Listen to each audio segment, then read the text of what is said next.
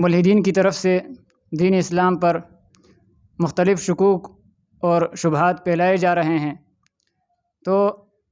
اس challenge کا مقابلہ ہم کیسے کریں اور اس کے لیے کن علوم کا مطالعہ درکار ہے؟ سب سے پہلی بات میں ایک غلط فہمی دور کرنا چاہوں گا، جو ایک بعض ورڈز ہے، کی ورڈز ہے کہ الحاد ایتھیزم جو ہے یہ ہمارے لیے ایک چیلنج ہے. جس طرح کہ آپ نے بھی کہا کہ اس چیلنج سے ہم کیسے نمٹے، تو یہ یاد رہنا چاہیے کہ ایتھیزم، انکار خدا یا انکار مذہب کوئی چیلنج نہیں ہے. اس لیے کہ چیلنج وہ ہوتا ہے جو دلیل کی بنیاد پہ قائم ہو، اور جو صرف ایک ہوائی باتیں ہو یا وسوسے ہو یا غلط فہمیاں ہوں.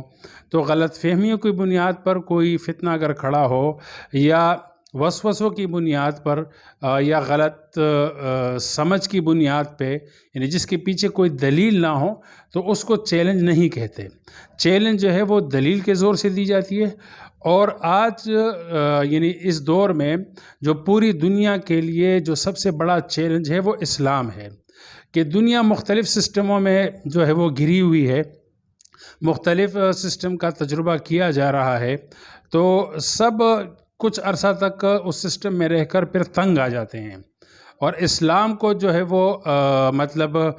پریکٹیکل نہیں کرتے، اس پہ تجربہ نہیں کرتے. تو اسلام پہ ہمیں آنا چاہیے، اور اسلام کا متبادل دنیا کے پاس کوئی اور سسٹم نہیں ہے. اس لیے کہ اسلام اپنے دلائل کی بنیاد پر مضبوطی سے کھڑا ہے. تو لوگ اس کو قبول نہیں کرتے، اور اس کو جو ہے وہ اپنے سسٹم پہ اپلائی نہیں کرتے، اور اس کو امپلائی نہیں کرتے. لیکن یہ کہ جو سسٹم اس کا متبادل قرار دیا جاتا ہے تو پھر اس سے تنگ آ جاتے ہیں. تو اصل چیلنج پوری دنیا کے لیے اسلام ہے، کہ اسلام کو یا تو مان لیا جائے، یا اس کا متبادل جو ہے وہ ابدی کوئی ہمیشہ پراپر بنیادوں پر کوئی سسٹم دے دیا جائے، حالانکہ آج تک کسی نے نہیں دیا. تو ایتھیزم جو ہے یہ چند غلط فہمیوں کی بنیاد پہ یا لا علمی کی بنیاد پہ جو ہے وہ انکار خدا، انکار مذہب کا انسان شکار ہوتا ہے. اس کو آپ نفسیاتی بیماری بھی کہہ سکتے ہیں، جہل بھی کہہ سکتے ہیں، ناواقفی اور علم اور دین سے دوری بھی کہہ سکتے ہیں. تو یہ کوئی چیلنج نہیں ہے. دوسری بات یہ کہ اس فتنے کو اور اس طرح اس گمراہی کو روکنے کے لیے، اور ہمیں اپنے ملک کے باسیوں کو اس فتنے سے کیسے بچانا ہے، اس کے لیے ہمیں کون سے علوم درکار ہے. تو سب سے پہلے ہمیں اسلام کے بنیادی جو مقدمات ہے، قرآن ہے، سنت ہے، اور حضور کی سیرت ہے، صحابہ کی سیرت ہے، اور اسلام کا جو پورا سسٹم ہے نا، عبادات کا، معاشرت کا، معاملات کا، سیاست کا، اور ریاستی قوانین کا، معاشرتی قوانین کا، اس کا ہمیں پورے مکمل طور پر علم ہونا چاہیے کہ ہم اس کو صحیح طریقے سے ایکسپلین کر سکیں، جیسے اللہ نے فرمایا اور اللہ کے رسول نے اس کو اپنے معاشرے میں اور اپنے سوسائٹی میں، عرب میں، اور پھر صحابہ کرام پوری دنیا میں لے کر اس کی دعوت پوری دنیا میں نکلے ہیں، اور پوری دنیا نے اس کو قبول بھی کیا. تو اس طریقے سے ہم اس کو سمجھے اور سمجھائیں. دوسری بات، چونکہ یہ فتنہ مغرب سے امپورٹ ہو کر آیا ہے اور ابھی مختلف طریقوں سے اسمگل کیا جا رہا ہے.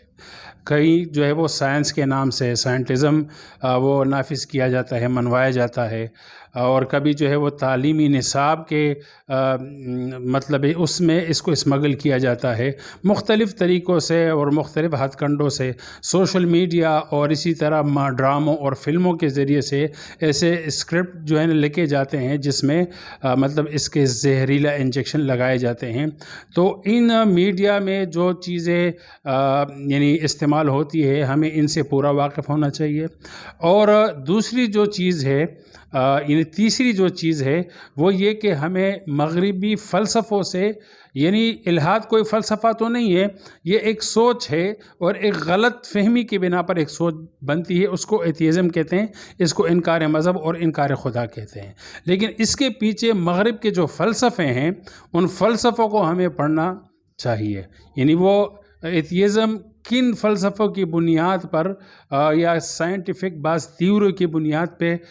وہ آگے بڑھ رہا ہے اور آگے چل رہا ہے، تو ان تھیوریز کو اور ان فلسفوں کو ہمیں سمجھنا چاہیے، اور پھر اس کا تقابل ہمیں اسلام کے ساتھ، اور اصل جو اسلام کی بنیادی چیزیں ہیں، قرآن و سنت کے مقدمات ہیں، ان کے ساتھ کمپیئر کرنا چاہیے، اور دنیا کو بتا دینا چاہیے کہ مغربی فلسفے ٹھیک ہے ایک وقتی طور پر اور عارضی طور پر تو خوشنما نظر آتے ہیں، لیکن ابدی طور پر اسلام جو اس کے اگینسٹ ہے، اور اسلام آپ کو جو سسٹم دیتا ہے وہ ابدی ہے، اور اس میں ساری انسانیت کی بھلائی ہے۔ تو ہمیں قرآن و سنت کو صحیح طریقے سے سمجھنا چاہیے، حضور کی سیرت کو صحیح طریقے سے ہمیں سمجھنا چاہیے، صحابہ کرام جو دعوت لے کر چلے ہیں اور کس چیز کی دعوت لے کر چلے ہیں، ان بنیادی دعوت کے امور کو ہمیں سمجھنا چاہیے، اور پھر سوشل میڈیا میں کن کن ہتھ کنڈوں کے ذریعے سے اور چھالوں کے ذریعے سے یا جو ایک منطقی مغالطے ہوتے ہیں، لوجیکل فلائسز ہوتے ہیں، ان کو ہمیں سمجھنا چاہیے۔ اور تیسری چیز یہ ہے کہ چونکہ یہ فتنہ مغرب سے اٹھا ہے، تو مغربی فلسفے جو ایتھیزم کو سپورٹ کرتے ہیں، ان فلسفوں پر ہماری پوری گرفت ہونی چاہیے، اور پھر دعوت حکمت کے ساتھ، محبت کے ساتھ اور نرمی کے ساتھ، جو دعوت کا ایک تقاضا ہے قرآن و سنت میں، حضور کی دعوت کا جو طریقہ ہے، اللہ نے جو بتایا دعوت کا طریقہ، تو اس منہج پہ اور اس مزاج سے جو ہے وہ ہم اس فتنے کو آسانی سے جو ہے وہ روک سکتے ہیں، اور اس کی گمراہی سے ہم اپنے بچوں کو مطلب نکال سکتے ہیں۔